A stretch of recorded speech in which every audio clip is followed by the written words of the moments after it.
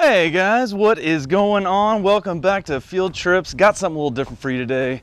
So I've been staying with the Moore family here near Fort Worth, Texas. They've just been incredible to me, treating me like family. I've been staying here for about a couple months now. We're actually getting ready for a trip down to the coast here in a few days. We got something a little different for you this time, so we're not gonna be doing some fishing. I'm gonna show you guys, or really Max Moore, their son, is gonna show you guys how to make your own fishing lure out of just about any kind of wood. So Max here's got his own YouTube channel. Check it out, link down in the description. We'll talk more about that later. And he's the one that makes his own lures. He's gonna be showing us the ropes today.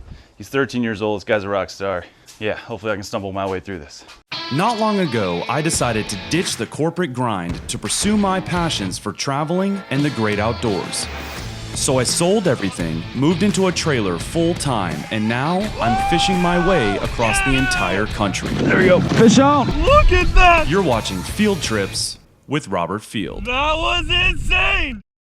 See, there's that shrimp spook that I've been talking about. Oh yeah, I like that. It's the same exact design as my underwater like shrimp, kind of like voodoo, homemade voodoo shrimp type thing. But this one I'm gonna make where it floats, and this is out of mahogany. It's a little bit denser. It's out of cedar wood to where it floats. And then there's my 4-piece jointed swim bait that I've caught a bass about that long on it. Caught some speckled trout on these two, and then I've caught one on that one, this little ghost minnow. You can definitely tell the evolution here. Yeah. They're looking a little more polished these days. That's my shop cat. She guards the lures, huh? Oh yeah. And as you can see, we've been through a whole bunch of designs. Some of them work horribly, like my dad's. So the first step. Draw your bait out. Okay. So, Just trying to stay focused here. yeah. All right, guys, so while Max kind of hand draws a lot of his baits, I am no drawer, so I'm gonna trace a wake bait that I like. So this is the Bagley Balsa Wake 1. I got this in my mystery tackle box. I really like the action on it. And it's actually made out of balsa wood. And we're heading down to the coast to do some red fishing for 4 days straight, do some camping. We're all taking our RVs down there. I think a wake bait is gonna get bit this time of year. So, I'm gonna try to draw this guy without sticking myself, which may be easier said than done. And one thing that also helps, is instead of sucking it under, you know, drawing the outline from underneath, put this Kinda piece straight down. straight down. Yeah. Because that's how wide it really is. That makes sense. All right. It's This different is actually not as easy, as it looks. as I thought, and that's like wrong. In fact, I'm gonna. It's hard because I almost want to like tape it down, you know, so I can like, because once I let go of the one end, here we go. It's a little bit fat back here. I might. Well, you can taper that off while you're. You don't got any pencils? What is this? You just one take Jake this every time or what? Yep. Exactly how it is. What do you think about that? I like it. You like it? That looks good. That's better than my first attempt on a lure. Yeah. Well, that's technically my second, but I'll take it. I appreciate the I mean, have you? compliment. Piece of cake, you guys. Making lures. First part's the hardest. That looks 10 times better than. I mean. Well, you didn't looks like have Max Moore present day this to looks guide like you. A white turd. That Yep. looks like a wake bait. That's a pretty accurate description. Yep. Next step is picking your wood. So you want it to start at least a little bit wider than the bait's gonna end up. And we got a lot of wood, but I mean, you see here he's got piles of sticks. I'm assuming you can make a lure out of that too, right? I throw Maybe. this and put it on my lathe, and I turn it into spooks. Nice. So any kids watching, you don't need a bunch of sanded, finished wood by any means. You can literally take a branch right off a tree and turn it into a fishing lure. It literally grows on trees. Now, if we really wanted to go take it to a next level, Ooh. we could turn this thing with the rusty nail on it into a lure like that. So that's plenty thick enough, but I'm worried about that. That cut down, yeah, that crack down the middle from the nail. Yeah. I mean, the best way to do it, take it over here to your saw and just cut off the piece like the right size. So cut to like there and see how deep it goes. So ladies and gentlemen, you may be thinking, what is this 13-year-old boy using this saw without adult supervision? I don't count. I don't know how to use this saw. But this kid's regularly changing his parents' oil and transmission fluid. He's just a super handy kid. His dad's raised him to know how to do this stuff. So really, he's going to be supervising me today, not the other way around.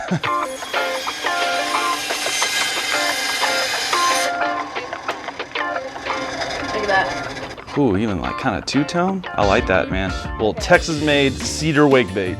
I'm liking how this is shaping out so far. Then you just want to turn this into a block.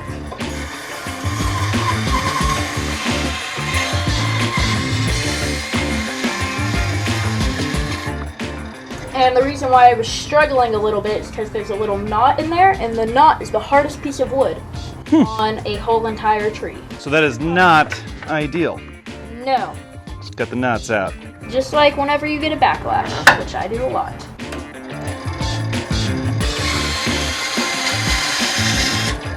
And it smells amazing in here right now. Yeah, I love the smell of cedar. They should make candles. And now there's 2 more cuts to be done.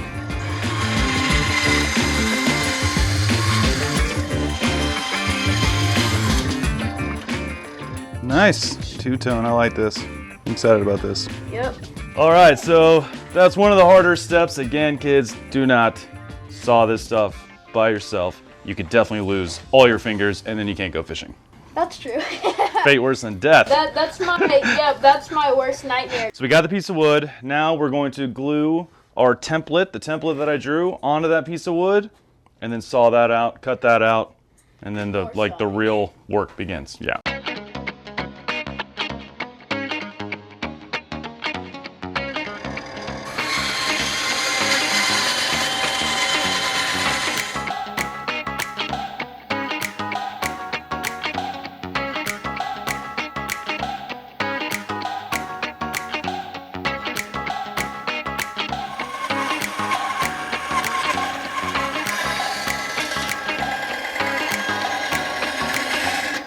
Not half bad, huh?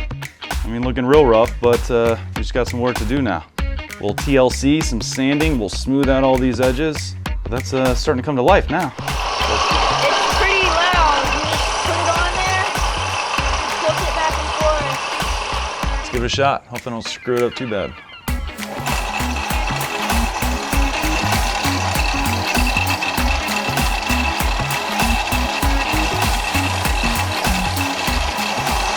Getting there, right? Now to try to start working on these corners.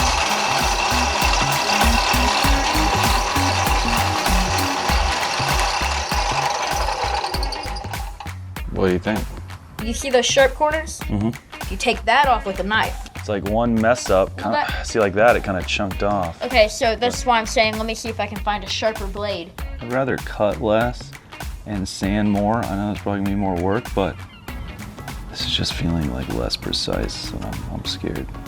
I don't want to ruin this at this point. I've come too far, man. I get that. See, like it flaked off here. I'm gonna have to fix that. You know, man, this is the first time in my life I've ever whittled some wood. Really?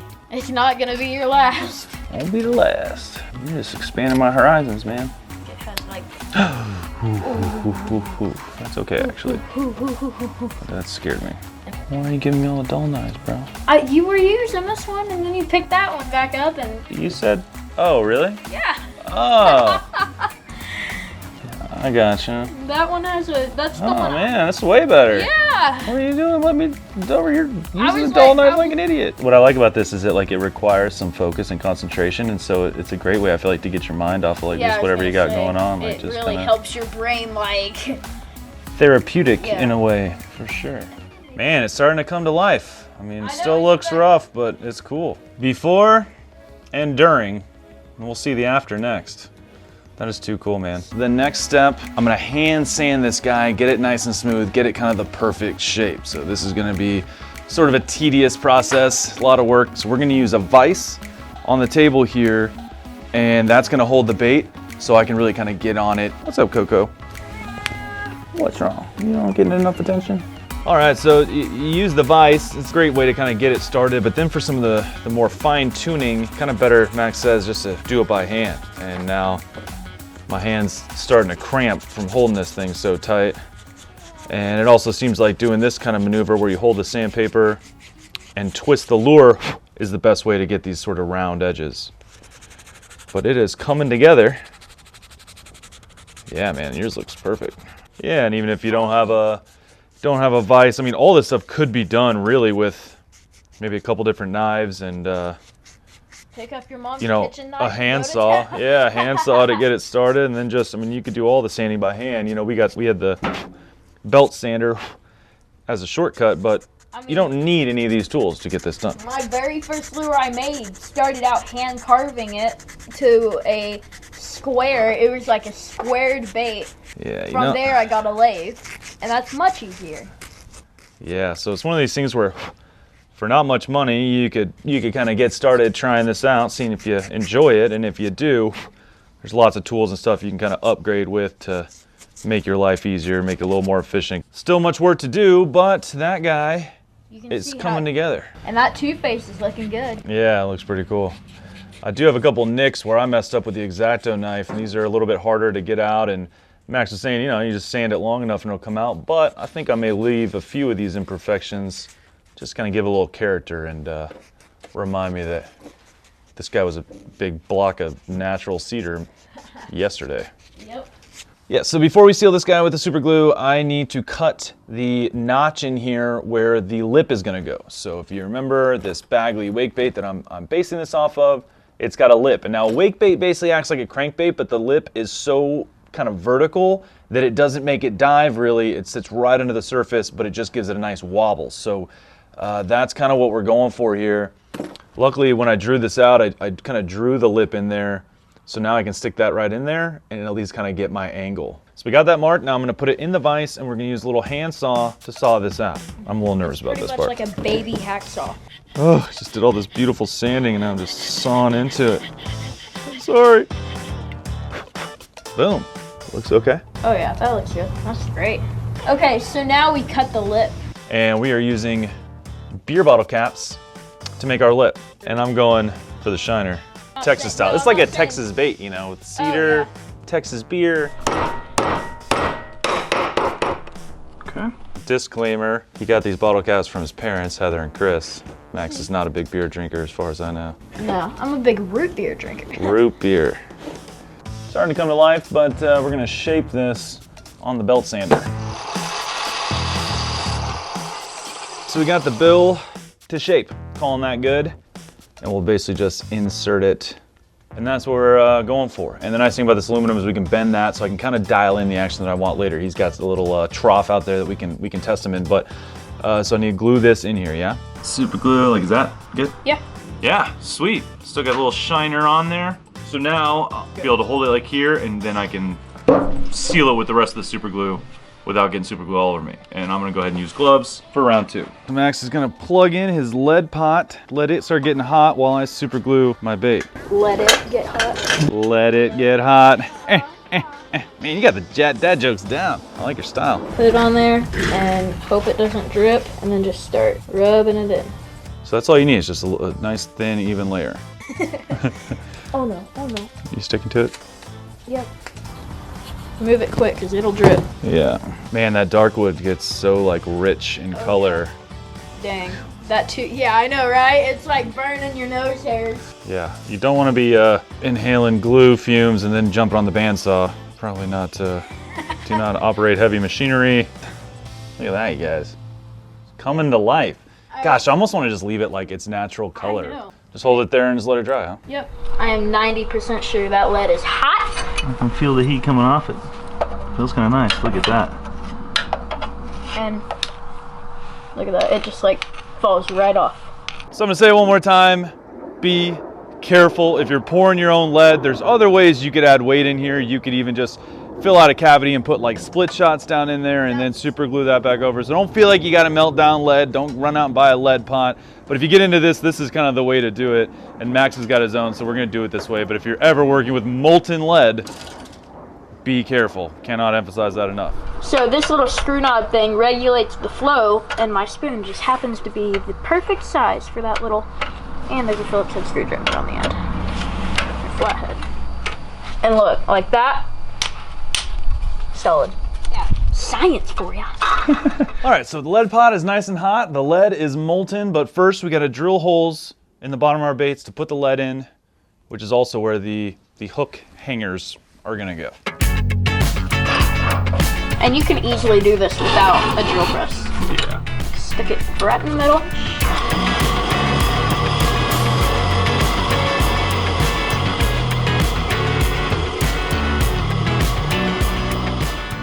right, my turn. I would put it, yep, right on the tip before it starts dropping.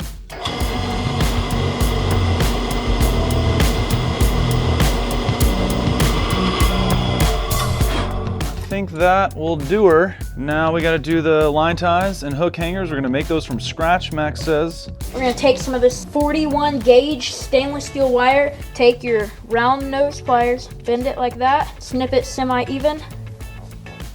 And then this little tool, it is just an Allen key that I bent, so now it has a little hook. I'm gonna take that, put that in our drill. Put this in your vise, clamp it down super tight. All you do is you like lean back and pull on it. That is cool, man. That's a pretty slick trick there. I see you with the tricks. I've never used round nose pliers in my life. This would be great for tying leaders for wire rigs offshore. Oh yeah? So then this part in here. Yes. Nice, one down. So we got our hook hangers, the line ties, twisted up, ready to go. We're gonna drill a fine hole and then twist these all the way in. Getting close, y'all, getting close. So then you can even take this and dry fit it. I always dry fit mine. Gotcha, so you twist it all the way in there and then you back it out and glue it and put it back in.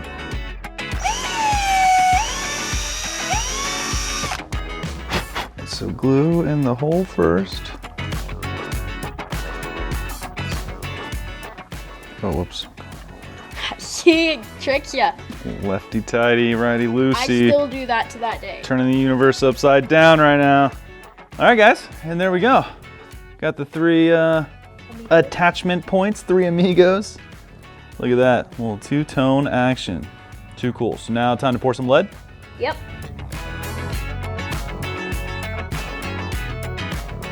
Smoking.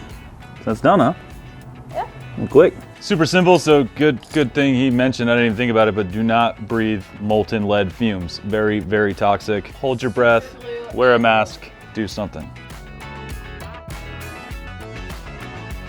All right, got the lead in there, ready to go. Now we're gonna drop it back in this water and kind of see how it behaves and see if that's enough or if we're gonna have to add a second hole or what. There's still options we can do to mess with the weight distribution. Dude. Look at that is the buoyancy we were looking for. That's Now, perfect. Oh, yep. Dude, I'm catching some fish on this thing. Look at that. Woo! Oh my gosh. Bro, that's like as good as a real thing. Oh, I can even feel like you can feel it good. Oh my gosh. Look at that, guys, coming together. Gosh, I'm so stoked about this. All right, so we are on the home stretch, ladies and gentlemen. We took a little break. Now we got to use super glue and baking soda to kind of fill in the gaps in the lead hole on the bottom. Make sure it's nice and smooth, and we'll give that like a light sanding, and then we're ready for paint, and then we're done. All right, so baking soda kind of over your lead hole just to even that out. Okay, I got the baking soda, a few dabs of glue on here. Did it to where it barely floats. Like it floats, but like it's a slow float. Slow float. Yep. Slow float, slow sink. All right, so this is the contraption that Max uses to hold the baits while we paint them. He's got the airbrush, little air compressor. That's pretty cool, it's not too messy. And you were saying it's kind of a general rule, it's good to do a white base coat and then go from there, add all these colors on top of that. So Max uses these little sheets of like, little mesh to do kind of scale patterns on these guys. Should be pretty cool. Ooh, pretty slick. Looking good. Cool. Black back, kind of fades to some scales on the side. That dark side looks super cool. Should we do the bottoms, the blue, since we're both doing blue on the bottom? Bottom the blue. Bottom blue, that blue bottom? Yep. Yeah. I knew it probably wouldn't do anything, but yeah. A dark blue bottom. And then I think I'm gonna do gold scales on the side. Call it done. Doing pretty light. Get back, kitty! Hey, She's like, but I want to see what that noise is. you don't want that.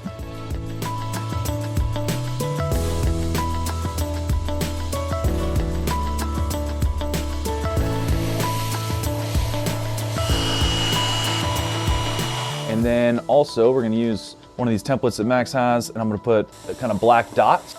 The last thing really is gonna be the eyeball. We're doing eyes in red. I'm a fan of red eyes. Oh, perfect. Nice. All right, so we're gonna use a paper clip to kind of give them a little. Ooh, that looks good. Wow. Cool. It looks good. No, that's cool, It man. looks fine. That's cool. I'll take this. They'll eat it. I'd eat it. All right, guys, and so that is my semi-finished product. Now, time for the clear coat. So again, these are water-based paints, so you can't put them in the water or it's gonna run right off. We gotta use clear coat to really seal that in. It's also gonna bring out some of those colors more, Max says. He's mixing the clear coat with a bamboo stick and a drill. Just how the instructions said to do it. Yeah. Let's dip this guy in here.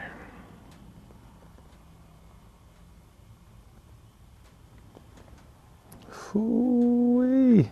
Really brings out that sparkle. Yes, it does.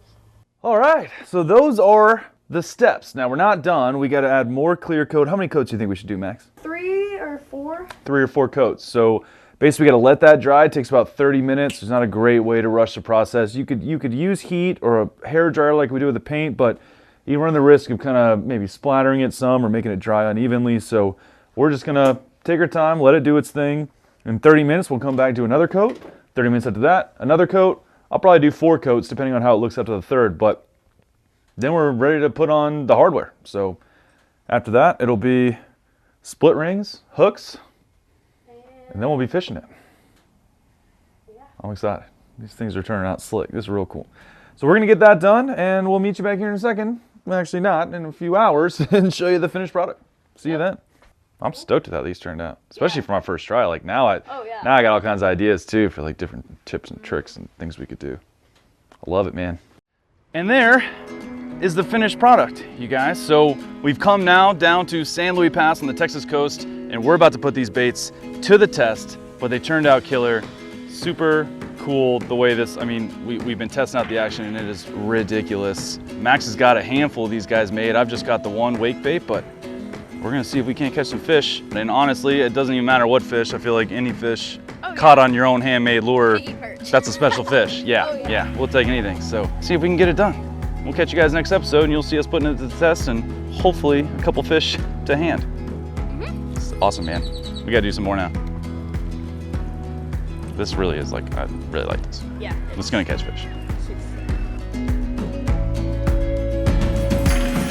Oh, no. You want a big, bulky profile.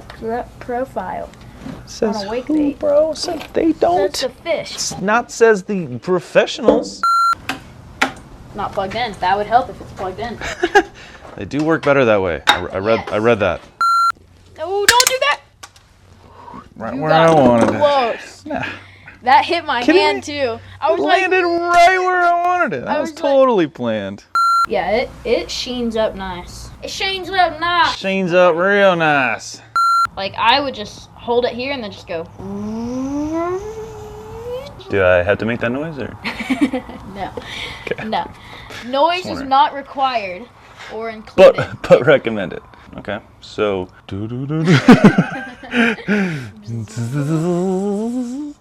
Oh, and These it are the also same helps- gloves I use for changing my poop hoses.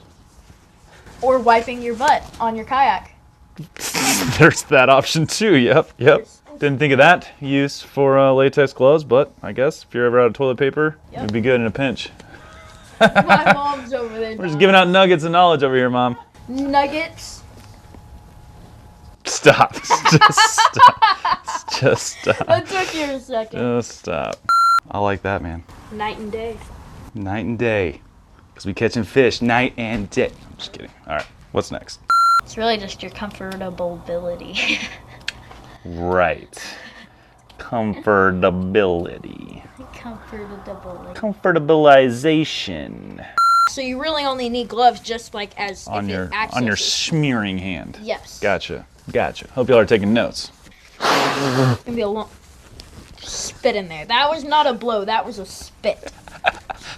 It's my glove now. Did you try it? Is it coming out now? Hold on. I'm getting something and then getting another thing and hoping that it goes. Getting a thing, getting another thing. Or there's also another way to do it that's much easier. That doesn't include a knife. Appreciate you giving me the hard way first. That's good. Yeah, I forgot to mention this, but you kind of cut the saw thing out the hard way. I'm noticing a trend here where I feel like Well, you're you leading me astray all of a sudden, You just man. need to ask, am I doing this the easy way? Apparently, I do need to ask. He was using the X-Acto knife to kind of fine-tune his bait and had a little oopsie. I mean, it's not bad. I just took some Scotch tape and toilet paper and shoved it onto my hand. Just, you know, just like doctors recommend. Right there. So you just... Don't. I'm not going to cut your finger off. Well, it says the guy with the giant cut on his hand. I don't have a ton of confidence, huh? But you go all the way down. Okay, so instead of... Got it? You good there? Sweet girl, though. She is. See, now if you bite me, I've got a jacket, gloves, and pants. So you can be all bitey as you want. And she gets your face. Oh yeah, that's true. Basic rough. Oh, ow, she bit me. It just, look at that. She just bit me. It scared the crap out of me. So, you should probably wear gloves to do this when you're messing with the super glue, but what's the worst that could happen? Oh, that can cut you. Yeah, and it got glue on me. I'm glued. I'm glued. Ah! Now put your finger on there. Okay, but I want to get the glue off me first. Yeah, I know. Put your finger on there. My finger on what? On the glue. I don't know what you're saying. You glue your fingers together and pull it apart, and it dries instantly. And That seems super risky, bro. It's not enough glue to glue your fingers together permanently. Ah! Ah! Okay. Do you want to use my tortilla from my burrito? Nah. Okay. I ate your other burrito, by the way. Okay. I've got bad news. Cool.